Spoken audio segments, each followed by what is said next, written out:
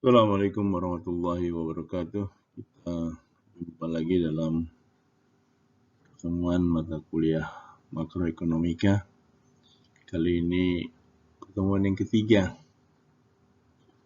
untuk kelas 3A, 3B, dan 3U pada Prodi Manajemen Fakultas Ekonomi dan Bisnis Universitas Muhammadiyah Profesor Dr. Hamka. Kali ini kita akan membahas pertumbuhan output, pengangguran, dan inflasi. Materi ini saya bagi menjadi 3 bagian, dan pada bagian pertama kita akan membahas tentang pertumbuhan output. Kemudian pada pertemuan kedua, pada sesi bagian yang kedua, kita akan bahas tentang pengangguran, dan di bagian ketiga kita akan bahas inflasi. Pertumbuhan jangka panjang dan pertumbuhan produktivitas. Perekonomian yang ideal adalah jika salah satu dari kondisi berikut ini terjadi, yaitu pertumbuhan yang cepat dari output per pekerja, rendahnya pengangguran, dan rendahnya inflasi. Jika salah satu indikasi ini terjadi, ini suatu kondisi perekonomian yang ideal. Biasanya ketiga-tiganya itu bisa terjadi sekaligus. Pertumbuhan ekonomi yang cepat itu biasanya akan mengurangi pengangguran dan inflasi yang rendah. Tapi pengangguran dan inflasi ini juga saat terjadi satu trade-off. Pengangguran dan inflasi ini menarik untuk dikaji lebih detail. Selanjutnya kita melihat bahwa pengalaman selama ini rata-rata tingkat pertumbuhan output sejak tahun 1900 sampai sekarang itu sekitar 3,4% per tahun. Dan ada satu bidang di dalam teori ekonomi yang disebut dengan teori pertumbuhan. Ini berkaitan dengan pertanyaan faktor-faktor yang menentukan pertumbuhan. Teori pertumbuhan yang kenal tokohnya itu Robert Solow dan Trevor Swans. Teori pertumbuhan neoklasik. Dan teori pertumbuhan neoklasik menyatakan bahwa output merupakan fungsi dari modal dan tenaga kerja. Sehingga ketika kita ingin meningkatkan output, maka itu bisa dilakukan dengan menambah lebih banyak tenaga kerja atau menambah lebih banyak mesin, memperpanjang waktu kerja, meningkatkan kualitas pekerja, dan meningkatkan kualitas mesin. Jadi di sini quantity and quality, kuantitas dan kualitas dari faktor produksi itu bisa, kalau itu ditingkatkan maka itu akan meningkatkan output. Output per pekerja itu disebut produktivitas tenaga kerja. Atau kalau balik, yang disebut dengan produktivitas tenaga kerja itu adalah jumlah output yang dihasilkan per pekerja.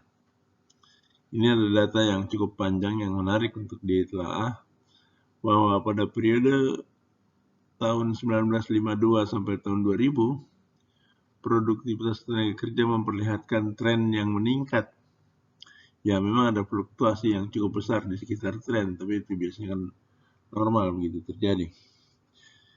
Kemudian pertumbuhan produktivitas lebih tinggi pada tahun 50-an dan 60-an dibandingkan dengan tahun 70-an. Salah satu alasan meningkatnya produktivitas adalah peningkatan jumlah modal per pekerja. Jadi modalnya lebih banyak per pekerja, sehingga produktivitas juga lebih banyak. Dengan lebih banyak modal per pekerja, lebih banyak output yang dihasilkan di setiap tahunnya. Alasan lain adalah bahwa kualitas tenaga kerja dan modal telah meningkat dalam periode itu.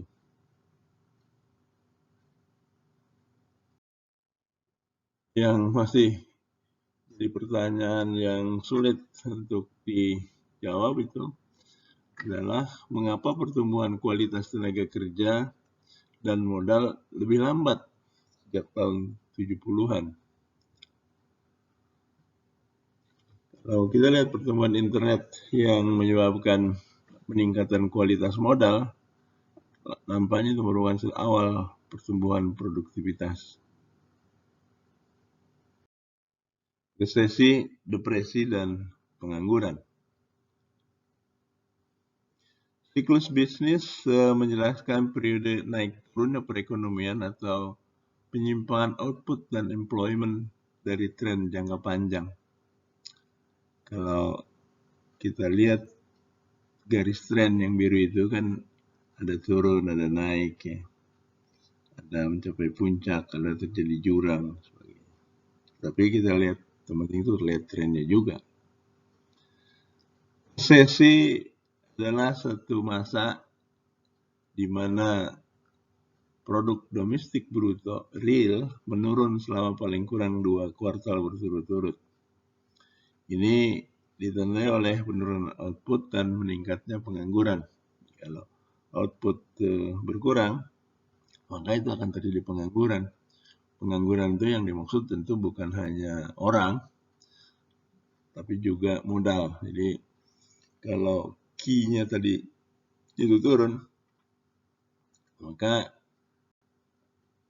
kapital dan labor-nya juga akan menurun. Jadi ada pengangguran. Depresi adalah resesi yang lebih lama dan lebih dalam. Meski definisi tentang lebih lama dan lebih dalam bisa saja diperdebatkan, debatable. Tingkat penggunaan kapasitas yang menunjukkan persentase kapasitas pabrik yang digunakan dalam produksi merupakan indikator terjadinya resesi. Ya, ini pengangguran. Di kapasitas produksi yang berkurang, itu kan artinya ada mesin-mesin yang menganggur, fasilitas yang menganggur. Nah, ini pengangguran terjadi resesi. Seperti saya katakan tadi bahwa resesi itu bukan melulu orang, tapi juga peralatan dan mesin, gedung, dan lain-lain. Nah, manfaat of recession, the benefit of recession, manfaat resesi. Resesi bisa jadi mengurangi inflasi. Di beberapa yang berpendapat bahwa resesi boleh jadi meningkatkan efisiensi karena perusahaan-perusahaan yang kurang efisien akan keluar. Resesi juga mendorong perusahaan yang bisa bertahap untuk mengurangi pemborosan dan mengelola sumber dayanya lebih baik. Juga resesi menyebabkan penurunan permintaan impor yang kemudian akan memperbaiki neraca pembayaran. Jadi ada baiknya juga resesi. PDB real dan tingkat pengangguran, jadi ini menurunnya PDB, PDB, dan ini lawannya meningkatnya pengangguran. Kalau kita lihat dari terjadi di Great Depression tahun 29 30, itu kan kita lihat ini PDB, GDP itu kan minusnya terus hebat tuh. Minus 8,6, minus 6,4, sampai minus 13%, dan di saat yang sama unemployment rate juga meningkat dari 3,2 naik 8,9, terus naik 16,3, 24,1, dan terus sampai 25,2. Bahkan kalau dilihat jumlah penganggurannya, ya, orang yang tidak bekerja dalam jumlah mutlak, itu naiknya mengerikan itu. 1,5 juta, 4,4 juta, 4,3, 8,0, 12,1, 12,8. Itu kan peningkatan yang luar biasa. Nah, berikutnya ini PDB real dan tingkat pengangguran saat terjadinya resesi ekonomi tahun 1980-1982. Lihat di situ dengan penurunan GDP, penurunan PDB, itu kita lihat di sebelah kanannya pengangguran meningkat. Kemudian paling jelas itu adalah dari jumlah mutlak orang yang menganggur. Orang yang menganggur dari 6,1 miliar, 7,6, 8,3, 10,7. Dan di tabel di sebelahnya itu menunjukkan bahwa penggunaan kapasitas mesin alat itu cukup lumayan, artinya ya terpengaruh gitu. Kalau ketika terjadi resesi, maka kapasitas utilization, kapasitas penggunaan dari mesin dan alat itu juga makin menurun dari 85,2, 80,9, 79,9, 72,1, kan kelihatan penurunan penggunaan kapasitas peralatan mesin-mesin.